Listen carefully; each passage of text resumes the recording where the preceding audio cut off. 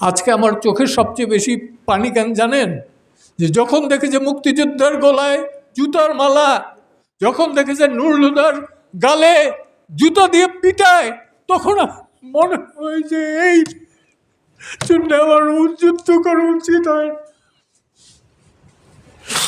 বিশ্বাস করার প্রতিটা রাত আমি কান্না করি যে কেন কি করতে পারতেছি না, আমার বয়সের কারণে, আমার শারীরিক কারণে। ছেড়ে দেওয়ার লোক আমি ছিলাম না। জীবনে কোনোদিন জ্ঞানত কোনো অন্যায়ের সাথে আপোষ করি নাই। আমি পুত পবিত্র এটা বলবো না, কিন্তু জ্ঞানত আমি অন্যায়ের সাথে আপোষ করি নাই। আমার এই মুক্তিযোদ্ধাদের গলায় যখন দেখি জুতার মালা, জুতো দিয়ে বাড়ি দেয়, অথচ কিছু করতে পারছি না, তখন আমার মনে হয় যে আত্মহত্যা করে বোধ